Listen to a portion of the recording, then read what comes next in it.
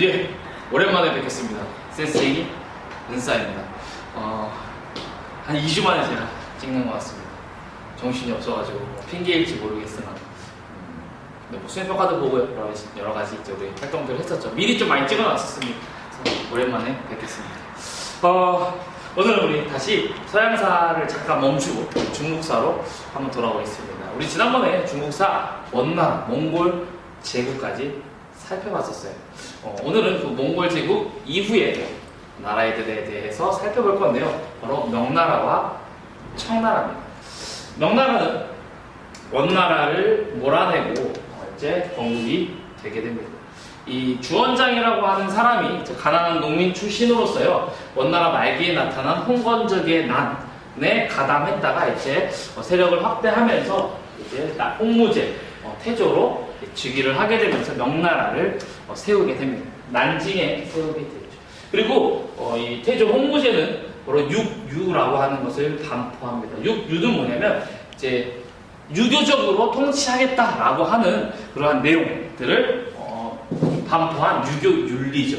그래서 원나라, 그다음에 이 이전에 뭐 금나라 지배받고 이런 과정 가운데서 무너졌었던 유교 윤리를 다시 바로 세우겠다라고 하면서 육유를 반포하고요. 황제권을 강화하는 정책을 취하게 됩니다. 대표적으로 중서성과 그 다음에 재상, 승상을 이제 폐지를 하게 됩니다. 기존의 청나라 때는 권한을 축소하는 정도였다면 이제는 아예 폐지하면서 모든 권력을 황제로 집중시키게 되죠. 그리고 나라를 안정화시키기 위해서 어린도책, 부역황책이라고 하는 것을 만들어내게 되는데요. 어린도책은 뭐냐면 토지 대장이 누구의 토지인지 이러한 것들을 적어놓은 것이 어린도책이고요. 그 다음에 부역황책이라고 하는 것은 조세대장 겸 이제 호적대장이라고 보시면 되겠습니다. 부역을 받는, 그래서 이제 사람들의 이제 명당, 그래서 부역하고 노동하고 그런 것들을 할 수 있는 것들을 두게 되죠. 그리고 이갑제라고 하는 그러한 새로운 통치 질서를 세우게 되는데요. 이게 명나라에서 시행하는 굉장히 중요한 겁니다. 물론 다 중요하죠. 홍무제. 다시 한번 보면 유교반포, 중서성과 승상 폐지, 어린도책, 부역황책, 이갑제. 이갑제는 교과서에서도 따로 다룰 정도로 여러분들 잘 나와 있는데요. 행정조직이에요. 자치적 행정조직으로 호를 110호, 110가정을 하나의 1리로 둡니다. 그래서 리예요, 리. 그리고 그 1리 안에는 부유한, 잘 사는 10개의 호를 바로 이장호라고 하고요. 나머지 100개의 호는 갑수호라고 합니다. 그래서 10개의 이장호와 100개의 갑수호로 구성이 되어 있죠. 그래서 그게 리, 갑, 제라고 하는 겁니다. 그래서 이 이장호 1호가 돌아가면서 이제 조세라든지 치안, 수리, 이 마을을 다스리는 것들을 팔 엄청 흔들었네요. 하게 되는 것이 바로 홍무제가 세운 바로 정책이 되겠습니다. 이 뒤를 이어서 이제 영락제 때 뭔가 명나라의 전성기 시대를 구가하게 됩니다. 영락제는요, 우선은 수도를 난징에서 베이징으로 천도를 하죠. 그리고 그곳에다가 자금성을 건설을 합니다. 그리고 통치 체제를 정비하기 위해 법전이라고 할 수 있는 영락대전과 사서대전을 편찬을 하고요. 이렇게 강력해진 이제 명나라를 세계에 알리기 위해 바로 환정화라고 하는 사람을 파견을 해요. 각 지역에. 그래서 인도, 그 다음에 저쪽 아프리카 동부까지 파견을 하면서 항해를 추진을 하게 되고, 그래서 명나라를 중심으로 한 바로 조공 채공 관계를 확대하기 위한 노력을 행하게 됩니다. 하지만 시간이 지나면서 환관들이 득세하고 북로 남외라고 하는 상황에 놓이게 됩니다. 북쪽에서는 이제 그 몽골 세력이 도망갔던 몽골 세력, 오히려 타타르부라고 하는 세력들이 계속 공격해 오게 되고요. 남쪽에서는 외라고 하는 일본 있죠. 일본 세력들이 계속적으로 침입해 오면서 위아래에서 여러 가지 침략을 받게 되죠. 그러한 상황에서 지출이 증가하게 되면서 국가의 예산이 많이 없어지게 됩니다. 그럴 때 등장한 인물이 바로 장거정이라고 하는 인물이에요. 거꾸로 하니까 정거장이에요. 그렇다고요. 이 장거정이 이제 개혁을 추진해 나가는데요. 이 장거정의 대표적인 개혁이 뭐냐면 바로 이 1조 편법이라고 하는 겁니다. 여러분 기억날지 모르겠지만 이 이전에는 당나라 시대에 안사해나는 기준으로 해서 조용조라고 하는 제도가 바로 양세법으로 바뀌었었어요. 그래서 재산에 따라서 부여를 했었죠. 그런데 이 1조 편법은 정확하게 뭐냐면요. 한번 읽어볼게요. 전국적인 토지 조사를 토대로 수십 가지에 달하던, 그러니까 세금이 되게 짜잘하게 많았단 말이야. 수십 가지에 달하던 세금을 통합하여서 바로 각 호의 토지와 성년 남자의 수에 따라, 즉 토지와 그 가정에 있는 남자의 수에 따라서 은으로 세금을 납부하게 한 것이 바로 이 1조 편법이 되겠습니다. 1조 편법은 각 호의 토지와, 적어줄까요? 누가 그려놨네요. 센생이 은사이. 각 호의 토지와 플러스 그 다음에 성년 남자 수를 합쳐서 이것을 무엇으로 납부하겠다고요? 은으로 납부하겠다고 하죠. 1조 편법입니다. 세금 제도가 조금 변화하게 된 것이죠. 그래서 강력한 이런 재정 개혁을 추진하는데요. 크게 회복되지 못하고요. 계속적으로 황당이 득세하고 서로 정치적으로 싸우고, 또 우리도 잘 알고 있듯이 바로 이때 임진왜란에 참여하게 되면서 많은 예산을 쓰게 되죠. 그러면서 명나라는 계속 쇠퇴하게 되고, 그러니까 농민들을 착취하게 되고, 그러면서 농민 봉기가 발발을 하게 됩니다.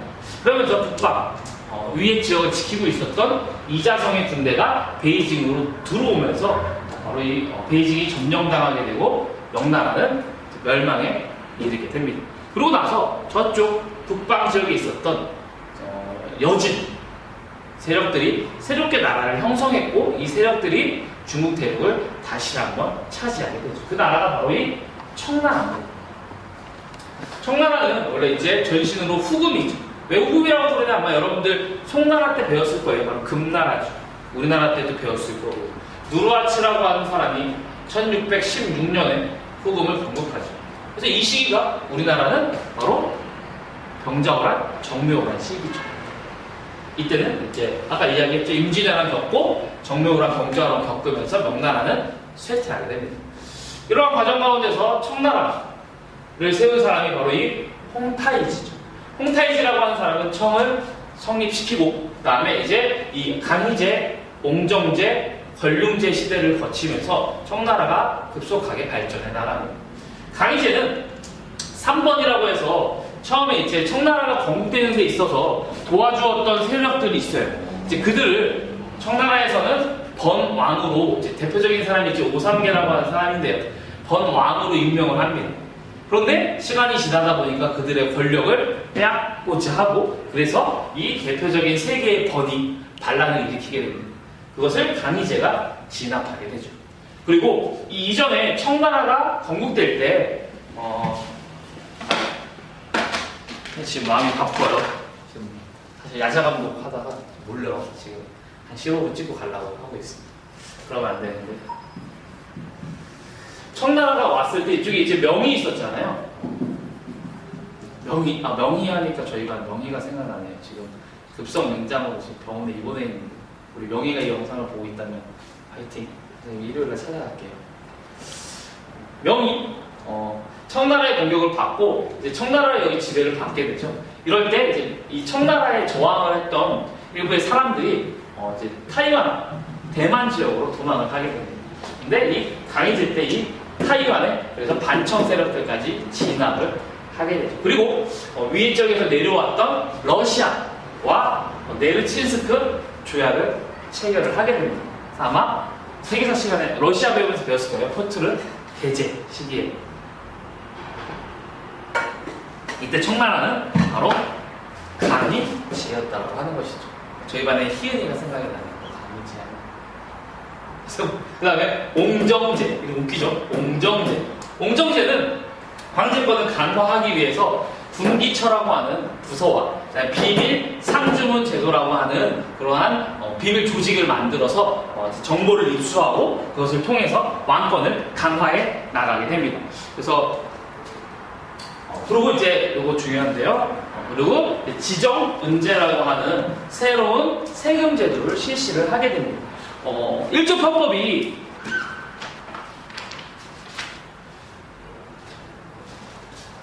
각호의 토지와 성년 남자를 기준으로 해서 은으로 거뒀었잖아요.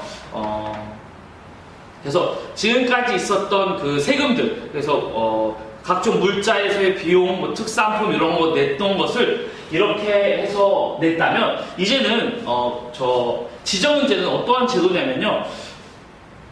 이제 사람을 기준으로는 걷지 않게 됩니다. 왜냐면 이제 사람이 이 강희제 시기가 되면요, 어떤 현상이 나타나게 되면 사람이 이제 많아져요. 많아지게 되면서 강희제가 무엇을 발표하게 되냐면 이제 사람이 점점 많아지니까 세금을 거두지 않아도 되겠다라고 발표를 하게 돼요.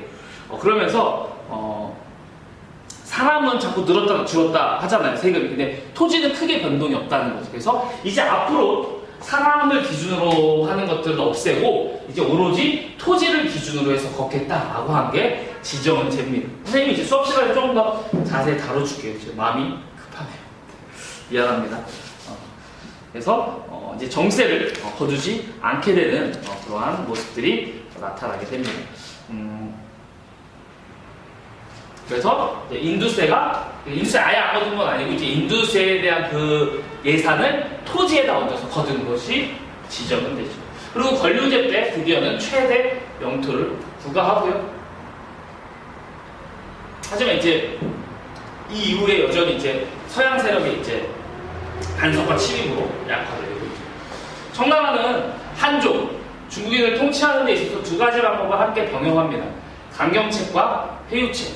강경책으로는 우선은 청나라 스타일로 변발을 강요하고요. 그 다음에 문자의 옥이라고 해서 뭔가 사람들이 글을 쓰잖아요. 근데 거기에서 이제 청왕조를 조금 비하하거나 그런 소지가 있는 것들을 잡아서 막 싹 다 죽여버립니다. 그래서 사상을 탄압하고 중국인들을 통제하려고 했었죠. 문자의 옥이고. 회유책도 쓰게 됩니다. 유교 문화를 존중해주고요. 만한 병용제라고 하는 그러한 제도를 통해서 함께 바로 한족들도 비슷하게 같이 대접하는 그러한 모습들 역시 나타나게 됩니다. 그리고 여기 만화는 이제 만주의 사람과 한족들을 함께 등용한다라고 하는 거예요. 함께 등용한다는 거. 그 다음에 이 청나라에서는요, 다른 민족들에 대해서도 포용적인 정책을 펼쳐요. 그래서 다민족 제국이 이제 건설되기 시작하였다라고 우리가 평가를 내리죠. 지금 중국이 사실은 다민족 국가잖아요. 그러니까 한족만, 원래는 중국이 한족만을 되게 강조했는데 여러 가지 이제 이때부터 뭔가 이제 인정되기 시작을 합니다. 하지만 시간이 지나면서 청에 쇠퇴하게 되고 아까 이야기했고요. 네.